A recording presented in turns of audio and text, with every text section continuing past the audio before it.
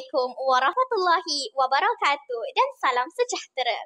Saya Adrina binti Aizamah Fifi dari Sekolah Kebahasaan Sungai Binjai ingin berkongsi tentang bentuk 3 dimensi.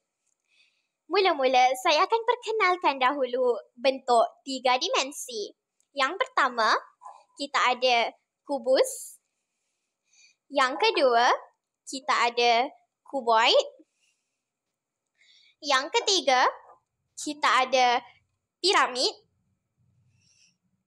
Yang keempat, kita ada sfera. Yang kelima, kita ada silinder. Dan yang keenam, kita ada kon. Seterusnya, saya akan berkongsi tentang ciri-ciri bentuk 3 dimensi.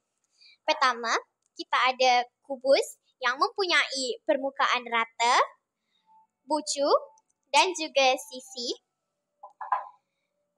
Seperti kuboid juga, ada permukaan rata, sisi dan juga bucu.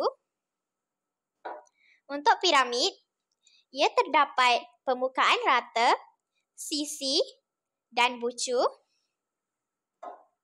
Untuk kon, ia terdapat permukaan lengkung, sisi dan juga permukaan rata. Untuk silinder, ia mempunyai permukaan lengkung, sisi dan juga permukaan rata.